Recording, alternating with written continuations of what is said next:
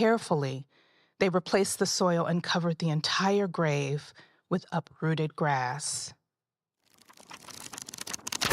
Passages, images, passage, voice, passage, form, passage. On Morrison. Hi, it's Namwali. I'm here in Columbus, Ohio, and I've been wandering this late morning around a park called Goodale Park, a few blocks from my hotel, just trying to take in the little bit of warmth, the little pieces of blue sky, while listening to the ducks in the pond who are stepping over the ice as though it were land and then slipping into the water. I'm so excited to talk tonight with Dionne Custer Edwards, who's a writer, she's an educator, she's head of learning and public programs at the Center for the Arts at Ohio State University. We're going to be speaking at the Bexley Public Library, and we'll be talking about a passage from Sula. If you want to follow along with your eyes, you can find the passage at the link in our show notes. Morrison was always really interested in the ethics of representation. What do you represent? How do you represent it? Especially when it comes to things like violence, sexual assault, all sorts of really complicated human problems. But I think in some ways, her biggest philosophical contribution to us is the ethics of love. Her novel Sula is about friendship love, the love between two young girls, Nel and Sula, who fall in friends, as I like to say, when they're young, and navigate how they can both be together and give each other the space to be their own separate human beings. I've been thinking about the passage that we're going to be looking at from Sula as I walk around this park. The trees are still pretty bare bones, but you can see grass. It makes me think about the beautiful summer of their 12th year, the summer of the beautiful black boys. They run through the sunshine to reach a square of 4 trees, and they lie in the grass, in the shade, on their stomachs. Then they begin to play. And it's that brimming energy of two girls at play that I hope to evoke in my conversation with Dionne tonight. See you there.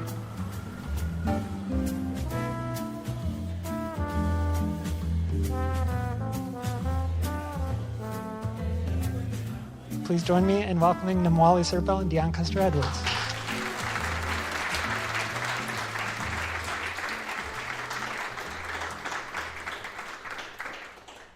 Good evening. Welcome. I'm so excited to talk to Dionne, and we're already talking about it in the green room, and we're going to be talking about a green space shortly as well. We'd like to read this passage from Sula, and you should all have a printout. Please share with your neighbor if not. Dionne's going to read it for us, then we'll look at it closely together and dive deep into Morrison's language, her use of form, her aesthetic techniques. Of all of Morrison's novels, Sula has my heart. Published in 1973, this is Morrison's second novel, and it tells the story of two girls, Sula Mae Peace and Nel Wright, who grew up in very different families in a community called The Bottom, near an invented town of Medallion, Ohio. Sula and Nel fall in friends as girls. Their relationship is sealed when they are party to a death that follows the scene that we'll be reading together. The novel is about the agonies and glories of the love of friends, philia, as the ancient Greeks called it. We was girls together, as Nel says. Morrison liked to joke in interviews that together, Sula and Nel would have been the perfect woman. The passage I want to read with Dionne is a testament to how a close friendship can sometimes make you feel like you're one being, one person. The scene is set in the summer of their 12th year, what Morrison calls the summer of the beautiful black boys. The two girls are brimming with sensuality, teetering on the brink of adolescence. They have just run together through the sunlight to reach a square of 4 trees. They lie there in the shade, in the grass, on their stomachs, facing each other, their foreheads almost touching. Nel begins to worry blades of grass between her fingers.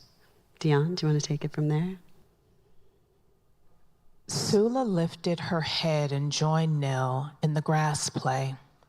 In concert, without ever meeting each other's eyes, they stroked the blades up and down, up and down. Nel found a thick twig and, with her thumbnail, pulled away its bark until it was stripped to a smooth, creamy innocence. Sula looked about and found one too.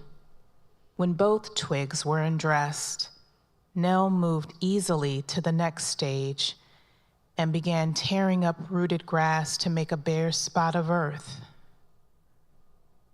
When a generous clearing was made, Sula traced intricate patterns in it with her twig. At first, Nel was content to do the same, but soon she grew impatient and poked her twig rhythmically and intensely into the earth, making a small, neat hole that grew deeper and wider with the least manipulation of her twig. Sula copied her, and soon each had a hole the size of a cup. Nel began a more strenuous digging, and rising to her knee was careful to scoop out the dirt as she made her hole deeper. Together they worked until the two holes were one and the same. When the depression was the size of a small dishpan, Nel's twig broke. With a gesture of disgust, she threw the pieces into the hole they had made. Sula threw hers in too. Nel saw a bottle cap and tossed it in as well. Each then looked around for more debris to throw into the hole. Paper, bits of glass, butts of cigarettes, until all of the small defiling things they could find were collected there. Carefully, they replaced the soil and covered the entire grave with uprooted grass. Neither one had spoken a word. Beautiful.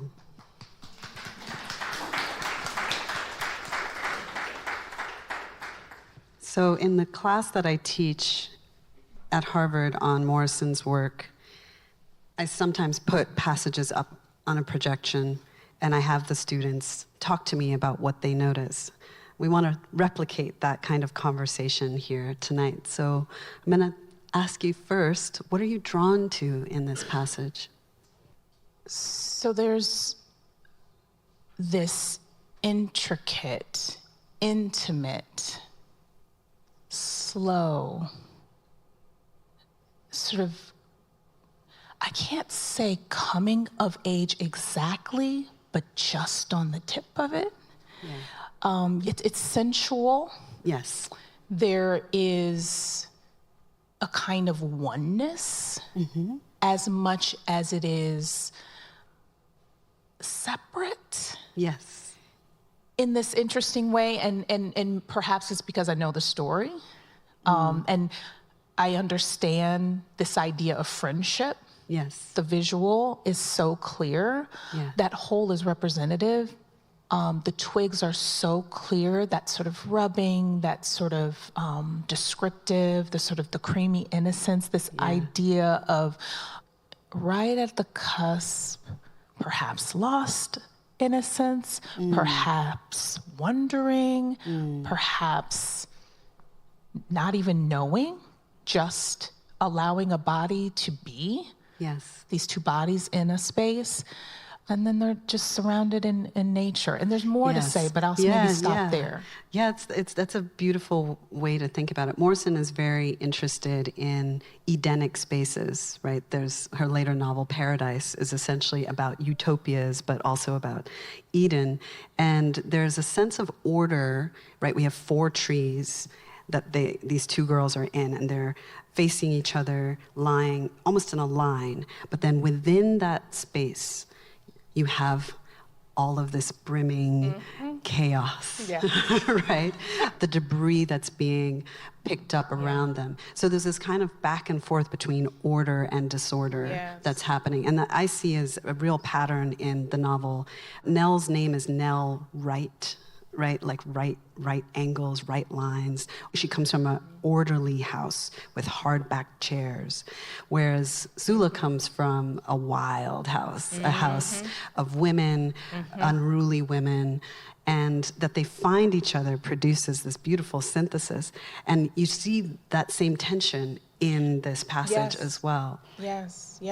There's this space that gets deepened, hollowed out, gets flooded with nothingness and nonsense, actually. Bits and bobs. Yes, and gets flooded with everything, right? It's flooded with everything. And so these objects that the girls throw in seem quite random, but also specific. And I don't know, they bury some things between them. They keep some things between them. Yes, there's a wonderful sense that they are both in this idyllic space, right? It's a beautiful space. The green grass, you can feel the sunlight, that they're avoiding by being in the shade. And the language itself is so beautiful, and there are intricate patterns they're making. It's like they're artists, right? But at the same time, you have this darkness that creeps in, where you have a gesture of disgust, and then all this trash, this debris. And then you have a description of this entire process as covering the entire grave. We didn't know they were digging a grave at the beginning of this passage, right? I also love how Morrison, as you said, it's long and slow. This is a lingering passage about something that probably doesn't take that long, right, in the space of their day. But by spending so long, she can actually move very slowly from something that feels creative, play, two girls together alone playing, doing something, making something artistic, to something darker, something perhaps destructive, something that has an element of disgust in it. And what I love about Neither One Had Spoken a Word, which is one of very few single sentence paragraphs in Morrison's work, is that it goes both ways. It's neither one spoke a word because they're in communion, they don't need language, or neither one spoke a word because this is a silence signifying death, right? So you have that doubleness. Morrison is so good at summing up something like this in a way that still opens up multiple meanings. And that's one of the amazing, I think, aesthetic techniques that she perfects as she gets further and further into her career. It strikes me that whole is a kind of mirror. Yeah, because they're facing each other, right? Yes. That's beautiful. And there's these reflections of the girls, right? They are who they are. They aren't even yet, right? They aren't even yet. They're becoming. Yes. And it's a kind of a preface to all of the living that will ultimately accumulate between them. Yes. It's this, again, wonderful moment of foreshadowing, almost prophetic, right? But it's done entirely through imagery. What I love, actually, as you were reading, I was thinking about the fact that Morrison makes use of all kinds of techniques. And one of the ones she's making use of here is a technique we know from poetry that was not invented by, but articulated by T.S. Eliot, which is called the objective correlative. It sounds very fancy, but what it means is that nature is reflecting what the characters are feeling. So when you say it was a dark and stormy night, and you know that you're supposed to feel tense, right, that something's about to happen, it's a sense of foreboding. Morrison takes this to an extreme in her novel Tar Baby, where nature actually experiences and almost speaks to the characters like a kind of chorus in a Greek play. Here, what's happening with the natural world is reflecting, as you say, what's happening within the girls, but it's also predicting, foreshadowing what's going to happen to them in the very next scene, but also for the rest of their lives. That's right. That's right. And I do feel as though that accumulation is represented in those objects. There's a kind of accumulation and omission and erasure. Can I call to Jesmyn Ward's introduction? Of course, yeah. This is to the new edition, I should say, of Morrison Sula. Has an introduction from the wonderful writer Jesmyn Ward. Yes, 2025 is when these reissues came out, Yes, and Ward talks about, and many of us sort of have this experience of reading Morrison's work in undergrad and college, and being young, also becoming. And Ward speaks so specifically and transparently about grief and loss in this introduction, and how to go back and reread Sula after having lived, that's a whole other thing. Right? Yes. Having lived a little, having lost a beloved, having birthed, there's something to that. Yes. Morrison has this wonderful way, from the very beginning, from The Bluest Eye, of what's called double narration, where you have an adult character talking about or thinking about their younger self.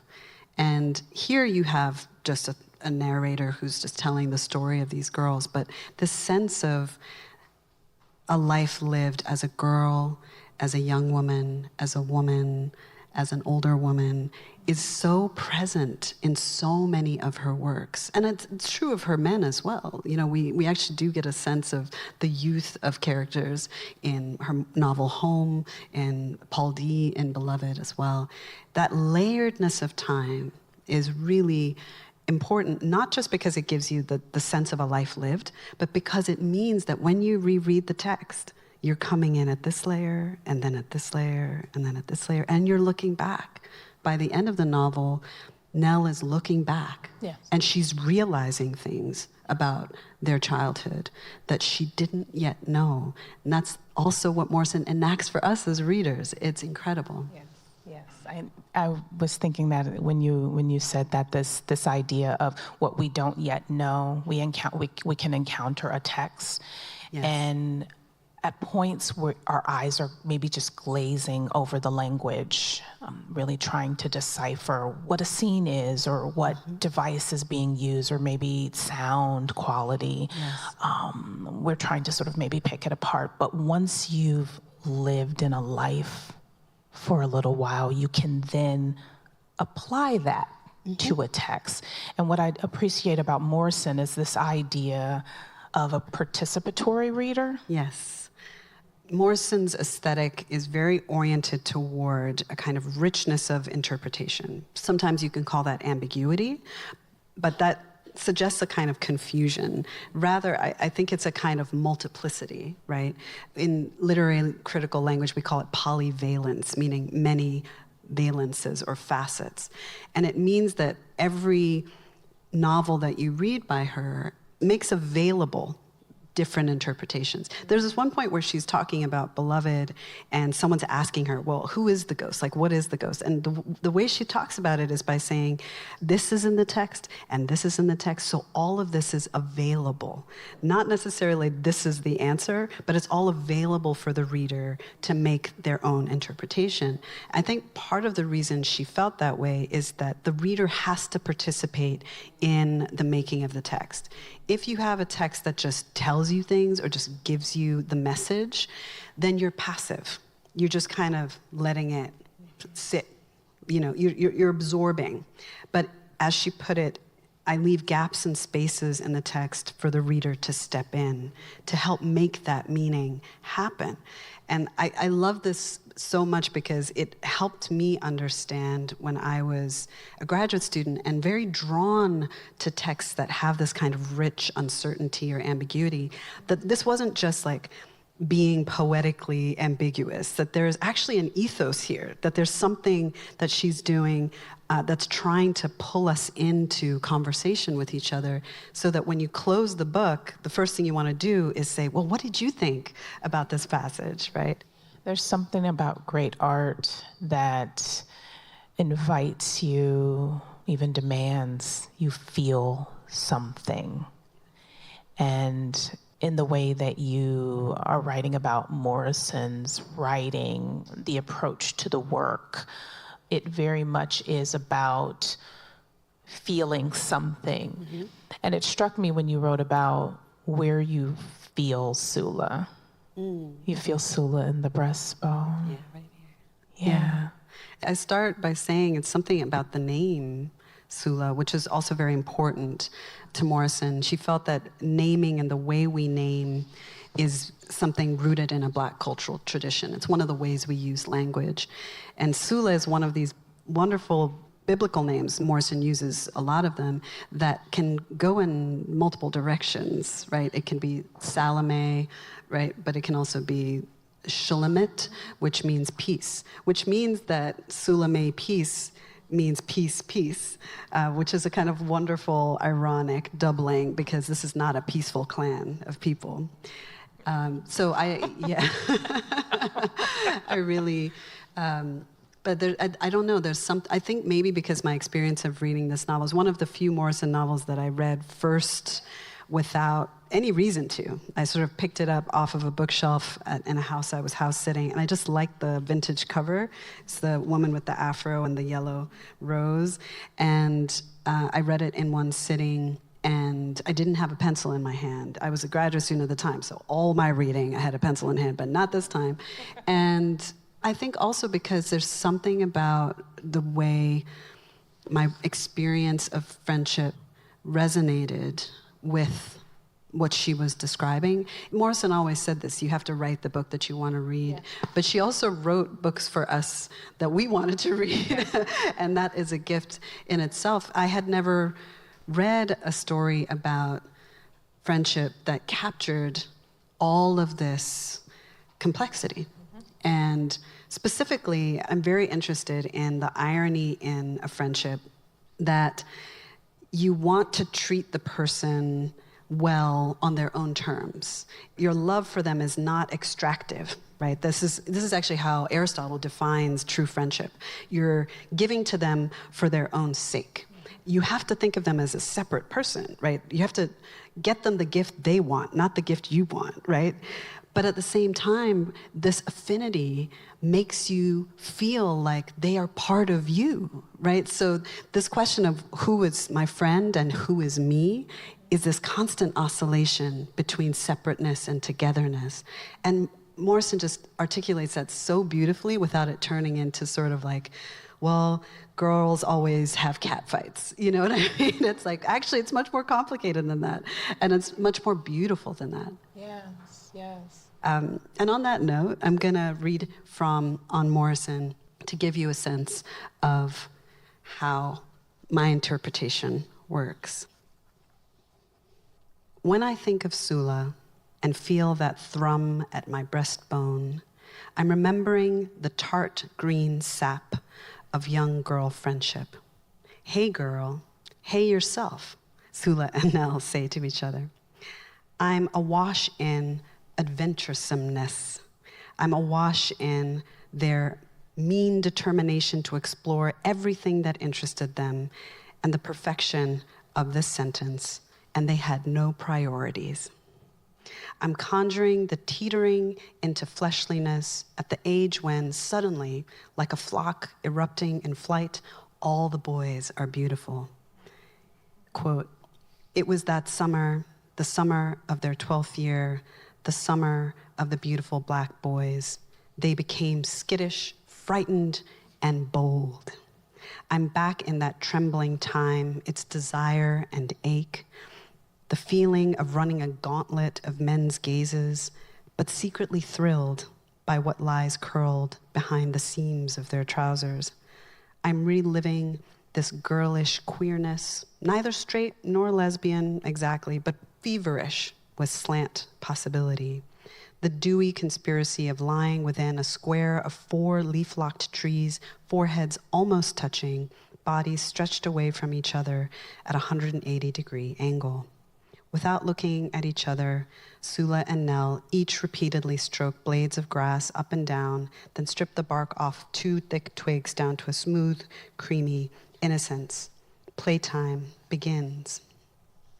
I then quote the passage we read earlier, and I say, "What strikes me is this extended scene's combination of strangeness and familiarity. The weird games that kids play when they're outside and have no toys. The sense that, as a girl, I too once played this kind of pointless, pointed game with other girls, Hilda, Chanda, Nyaka. The way that silence, ambiguous, complicitous, can become the mortar that cements a friendship. The smallest details of the scene, the literal bits and pieces Sula and Nel gather to throw away, to bury, shudder between the random and the meaningful. Are the grass blades and the thick twigs and the cigarette butts that the girls fondle rhythmically and intensely just what's around? Are they miniature genitalia with which the girls can sublimate the feelings kindled by those lovely black boys? And when, with a gesture of disgust, they place these small defiling things in a kind of grave, are they submerging them or concealing them? Are they burying waste or making it? It only makes sense that this scene of uncanny intimacy climaxes in a horrifying and beautiful death. Horrifying because beautiful. A death that cleaves Nel and Sula, draws them together, yet scores what Morrison calls a permanent space, a separateness between them. Thank you. Dionne Custer Edwards, thank you so much for facilitating tonight's discussion. And Namwali Serpell, thank you for joining us at the Bexley Library and for this lovely book. Passages on Morrison is a production of the Random House Publishing Group. It was recorded on tour for my new book, On Morrison, an exploration of all of Toni Morrison's writing. You can find this episode's passage in our show notes. This podcast was created and produced by Sarah McCrae. Our technical director and sound designer is the Reverend John Delore. Publicity and book tour coordination by Carrie Neal and Peter Dyer. Our cover art includes Toni Morrison as Song of Solomon, a 1981 lithograph by the artist John Sokol. Thank you to my conversation partner, Dionne Custer Edwards, the Bexley Library, and Gramercy Books. Thanks also to our partners at LitHub and the entire team at Hogarth and the Random House Publishing Group. Our next episode is a conversation with Courtney Morrow about a passage from Morrison's Paradise. Thanks for listening and for reading with us.